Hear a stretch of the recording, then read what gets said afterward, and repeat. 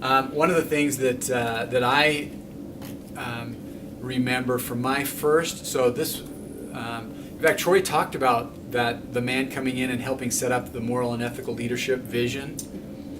My first leadership conference was right after that, so I was just hearing all those stories, all that stuff he was talking about. I was just kind of hearing that as it happened.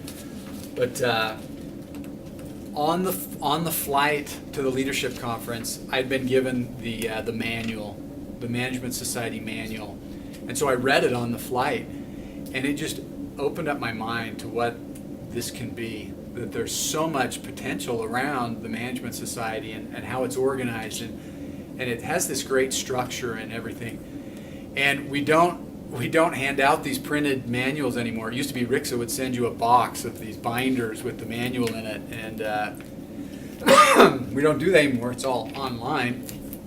So, first thing I want to... So that information is still available? Yes. And if you have not, and here it is. Yeah, she showed us last night. If you have not been, and she held up the printed book, but here it is online. So this is not a URL. These are the clicks to get there. But if you have not been out and read through this, and it's a PDF you can download, you can print it, you can look at it online. Rixa has some printed copies if you want them. I would, anyone who joins your board as a president-elect, even as a president, I would go and read this. Take the time, a couple hours, and read through it. So if you just go to the website, byums.org, click on Resources, then click on Leader Resources, and Chapter Management is the name of the manual. It is so good. There is so much information there about how to set up your board, how to set up your annual plan. In fact, I'm going to pull a bunch of stuff out of that for what we talk about today. Assignments to give people, how to hold a meeting. I mean, there's so much information there, and I think unfortunately, it's become neglected, and we need to really pull that out again. And I emphasized that with the advisory committee in our planning meeting on Wednesday, and told them how that needs to be one of our strategies, is to really bring this back out so that everyone's on the same page. So from that manual, here's a quote, and there's a lot in here. Planning strategically, setting goals, writing a vision and a mission statement, establishing clear, obtainable objectives, focusing on important strategies, and prioritizing action plans are all part of a well thought out strategic plan. Having a strategic plan informs and empowers society leaders, streamlines planning, ensures accountability, and creates alignment. All right? It's almost like a scripture. Here's the commandment, here's the blessings. If you do this, you'll get this. So,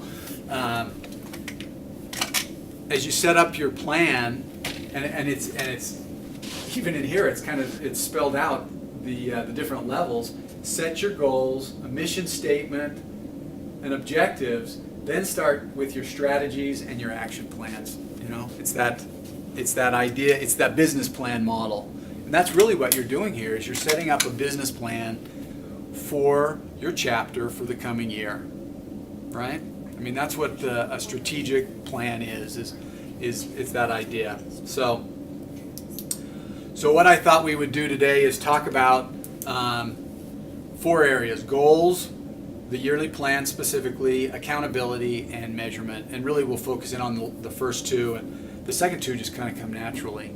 So these are at the high level. These are the steering committee goals for the Management Society for 2017, for next year.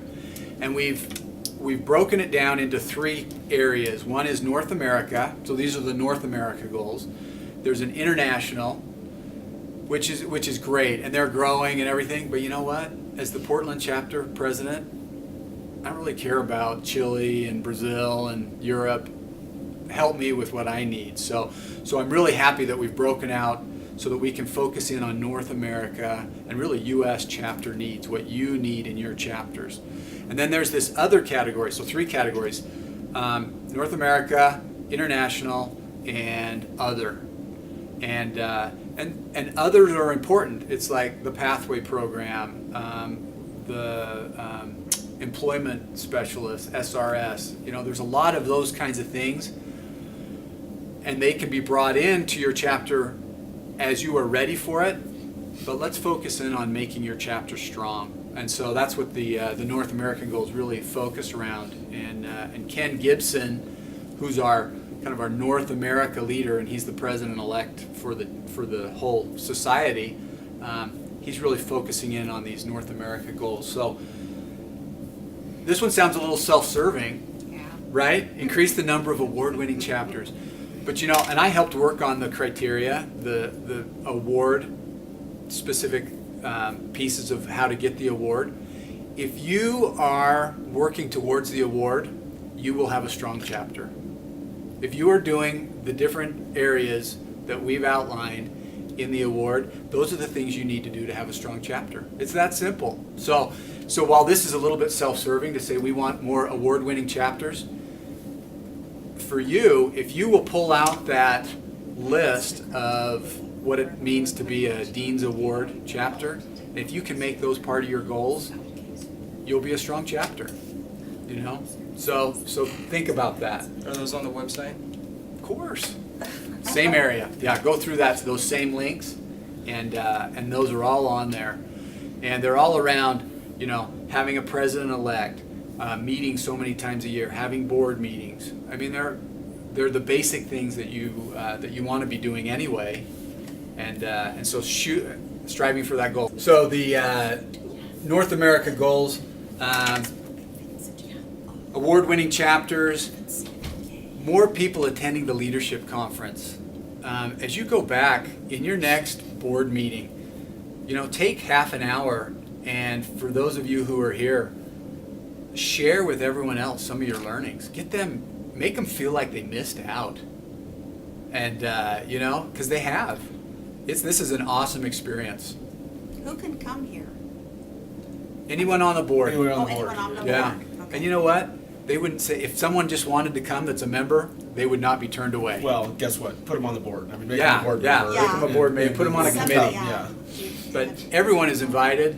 There's no cost. All the food's paid for. I mean, all you gotta do is get yourself here.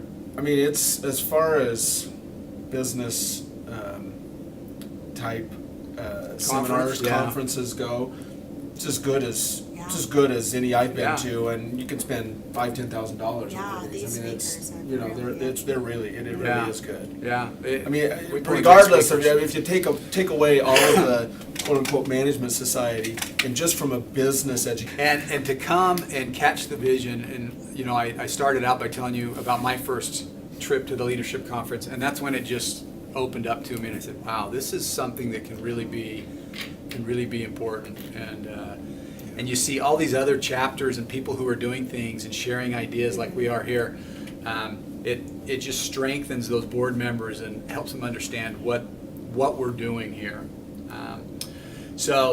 And then, you know, we've had some chapters that have been strong, that have, you know, kind of struggled. We're looking to boost those back up. That's the third bullet there. And we want all chapters to have a vision and a purpose, and to have an annual plan. So, and those kind of coincide. So we're going to help any way we can to make those happen. All right, so let's jump back to those the 4 areas, and we're going to jump into goals here. And in the manual, it talks about setting goals that are smart. Yeah. Oh, Nicole, have you okay. seen this before? All right. Maybe you have. I haven't. Specific, measurable, achievable, realistic, and time bound. They have a time constraint. So in 2017, we are going to increase our membership by 20%. It's measurable, it has a time frame, it's achievable, and very specific. So, I mean, that's the kind of goal you're looking. We want more people to come to our lunches. Yeah, that's not a smart goal, you know. That's just a wish. So use this acronym, and there's lots of acronyms like this, but this SMART's an easy one to remember. But make it measurable, achievable, realistic, and have a time frame around it. So SMART goals. And that's an important part of your yearly plan.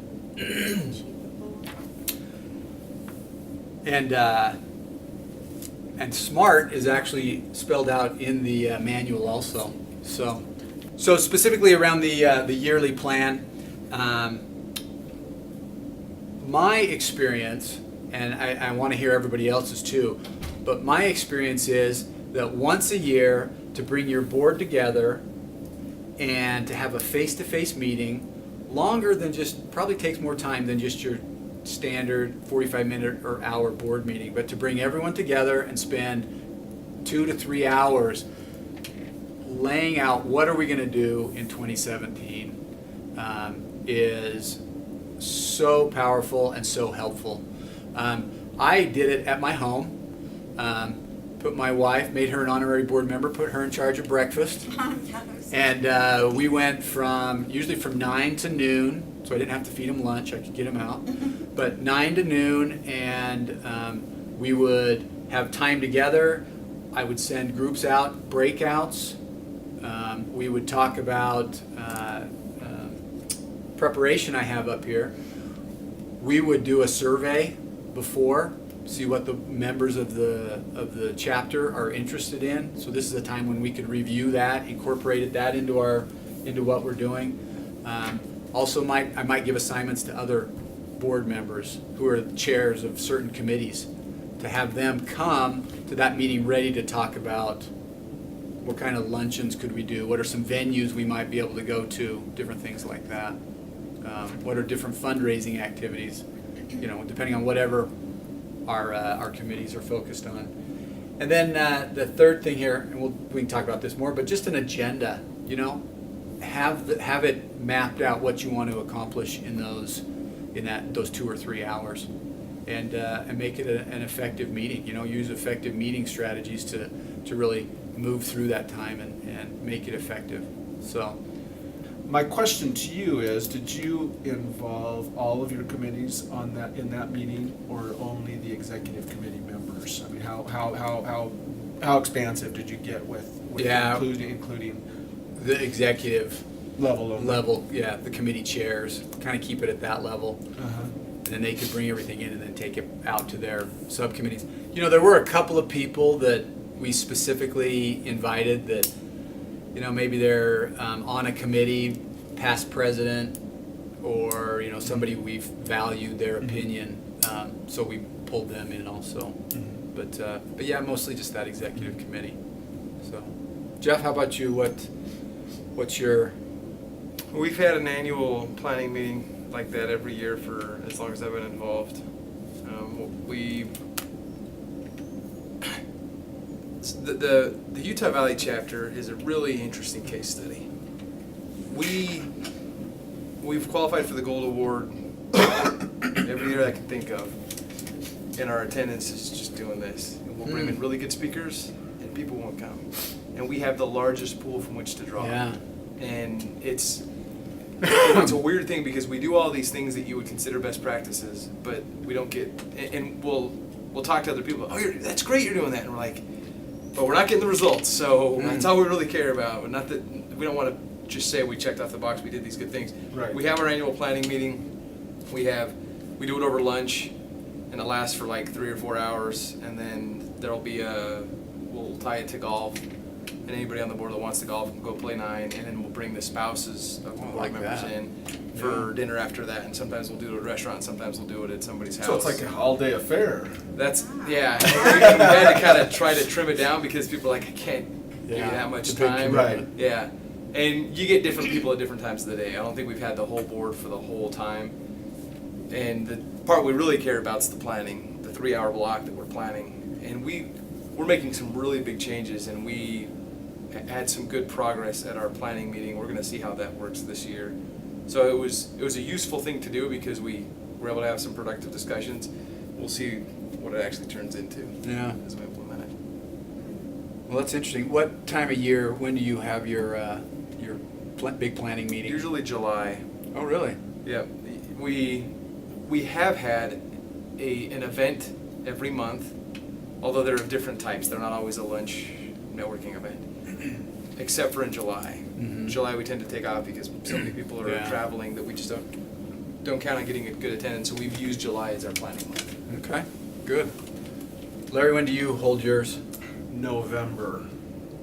Yeah, that's kind of when we have done ours, is more traditionally So you're doing a calendar plan. Calendar, January, November. Yeah, Yeah. we're looking at Yeah. 2017 We and do.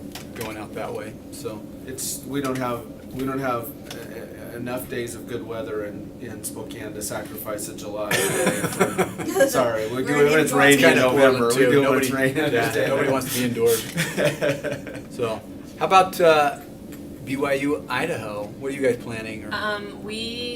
When it was first getting restarted a couple of months ago, they had one. I wasn't actually present at that time. Okay. But we're planning on having another planning session after this conference. Oh, That's good. our plan. It's just kind of, we were hoping, and this conference did help us kind of define what we want to do and where the Management Society is going. And so we're planning on having our planning meeting not this coming week, but the week after that. Great. Good deal.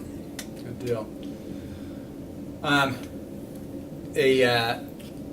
A good way to structure your planning meeting is to use the one-page business plan idea, and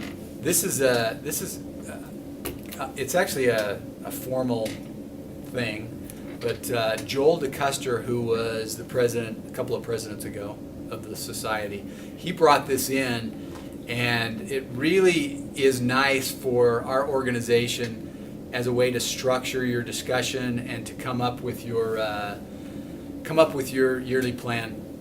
There's an example of it, excuse me, in the manual online, and it's just a tops-down vision, mission statement, goals, strategies, and you do it all on one page, and so it's very succinct, and it is very helpful. The thing that I really like about it is when you get into your board meetings, you can use it as basically the agenda for your board meeting. And it's an easy way to come back and check and say, okay, how are we doing against our plan? Okay, everybody pull out your one-page plan. How are we doing? You know, are we doing the things? Here's our goals. Are we hitting those strategies that we wanted to, those things we wanted to do to accomplish that? So obviously that's not mandatory. It's not anything that's required. I found it very helpful with my group, and there's an example again in the resources guide, and something that's easy. It's almost like a fill in the blanks. Can really help you walk through how to put it together. So. What other tools have you used in your planning meetings, Larry? What kinds of things have you done to help direct your discussion? You know, we had an agenda. I mean, like I said, I found. I mean, I don't know. I'm a sort of a visual guy, so for me, it's much more valuable to be able to look at things and see things and draw pictures than to just talk. And so I don't know. I found to be in a place where I can use PowerPoint. I can have a whiteboard. We can write some notes. Last year actually we dedicated a big portion of our planning meeting to creating our vision. Right, I went to Troy Romero's class last year, and I said, okay, we don't really have a succinct vision for our chapter, and so we went and did that, and so that's helpful. We've got that done now. This year we'll probably have that up there and make sure we're referring back to that. And we've been trying to do that. I haven't been as good as I should be at referring back to that, but anyway, so I don't know, having that kind of visual idea. stuff, tangible stuff for me is helpful. Yeah, I think that's great too. We did an activity that I do at work when we do a big full day. We call them a map day, and we'll take an entire wall and we'll map out everything that we're going to do around launching a new product or whatever the assignment is, and so we just have tons of sticky notes, and then we have a wall or a board, And so one idea is everybody just write down every idea that you can come up with for activities that we could do. And so you're just writing them down, you're just sticking them up there, and then you can start grouping them. You've got these sticky notes, and you can start grouping them by, these are service activities, these are luncheon kind of activities, these are family activities, these are fundraising activities. And, doing that with the sticky notes for whatever the topic is, gives you a way for people to write down, and sometimes it's easier for people to write down a suggestion than to vocalize it. Maybe they're a little timid or they're nervous that their idea is going to be a bad one. But it's a great way to brainstorm and very quickly gather everyone's input and then be able to start manipulating it and working with it. So that's an idea. It's fun to see all those colored, you get a lot of different colors, you can see all the colors up there and everything. It makes it kind of fun and interesting. And you can do that, you can do that real broadly, you could do it specifically. We've even done it around vision kinds of things where, you start, you can kind of pick different areas and get key words down and then start moving them around and manipulating them until you kind of come up with, okay, this is what we're looking for. Goals, you can do it with goals, you can do it with activities or different strategies that you want to employ. So just all ways to get input, because that's really what you're looking for in these meetings is you've got all these people and you want to get them talking, you want to get them sharing their ideas and not being afraid to share. Breaking out into smaller groups for a half hour or 45 minutes and then having them come back and reporting. And it may even be that you break out into different groups about the same topic. And then everybody comes back together and reports on what you've been discussing. And you can get some really nice varied ideas and things can kind of build on each other. So all ways to get input. So Jeff, other things that you've done in I like taking it out on the golf course. That's a great idea.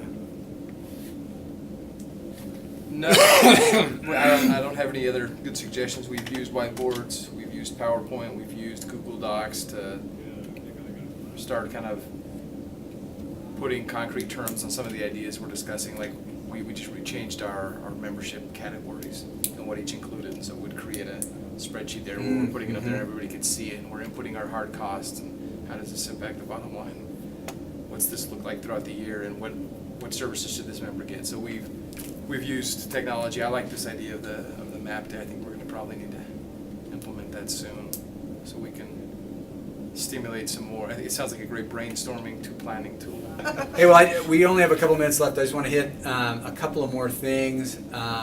One is accountability, and use your monthly committee meeting for that accountability. It's in the church we have this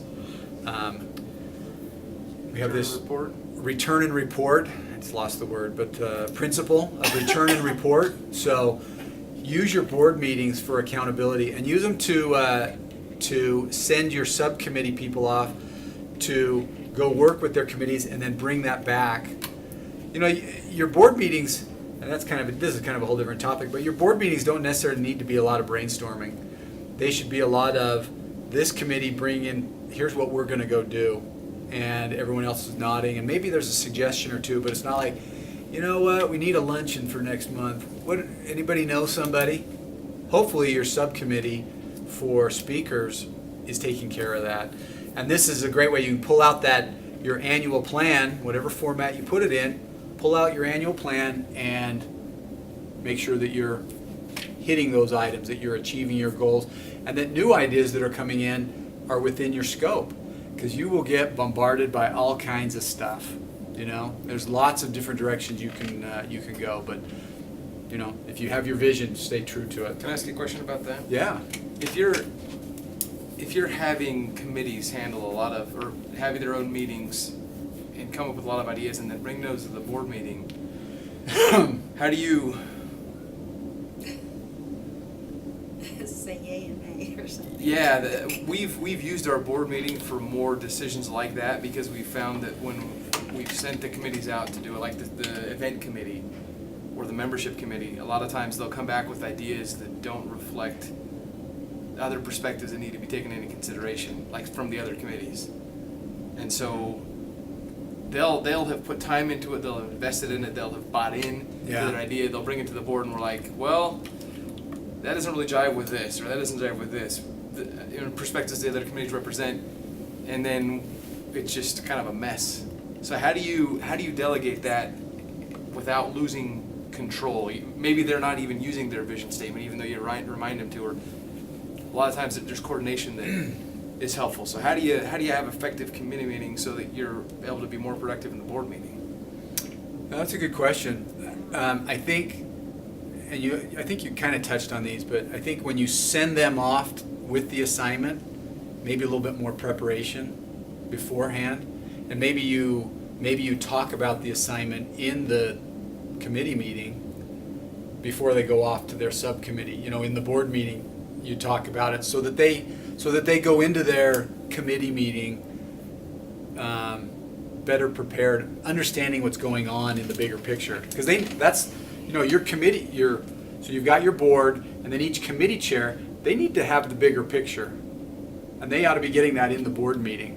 So you got the return and the report, but you've got that send out to go do also. I don't know what that principle's called, but go forth and serve maybe. But when you're sending them out, make sure that they know what their parameters The are. What they parameters. should be Having some going to work on. framework, Yeah. that's what I've had I know what you're talking about. I mean, we do a lot of events in Spokane. That's a big part of sort of what we do for our fundraising and for our kind of outreach. And so we have some events committee folks that are just fantastic. They're very enthusiastic. They want to do everything in Spokane. And so we find that we have to make sure that there's a solid framework there around what they're going to develop. Otherwise, they'll be bringing in this group and that group, and and renting this facility and renting that facility, and get us out over our skis, right? Mm-hmm. And so we really find that we have to give them a pretty solid kind of guidelines, mm-hmm. and this is what we want for this this upcoming event.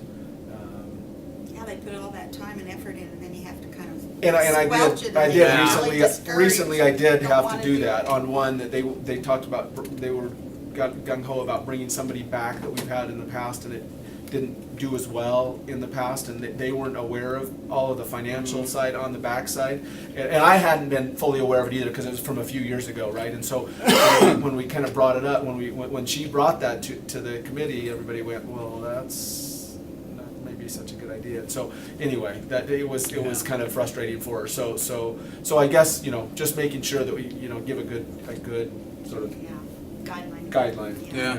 Yeah. Very helpful, thank you. The comment we had yesterday too about just the vector, just change the Yeah, by half a degree or something. Yeah. Direction. Who was it that was I wasn't here yesterday. Dean Perry. Dean Perry, yeah, he was talking about that, where, Oh, that's right. he gets all these enthusiastic people coming to him, and he just, you just kind of got to change their vector a little bit, and I think that maybe is a good principle for us also. That's right. Don't squelch, but just kind of like, that's a great idea, but did you think about this kind of a thing, and could we maybe change it a little bit? So, great questions. And the last one is just measurement. And again, I'll just remind you that the Dean's Award is a great way to measure what you're doing and to strive for. So it's not the end all, Jeff, as you said. You might be doing everything, but still losing some things. But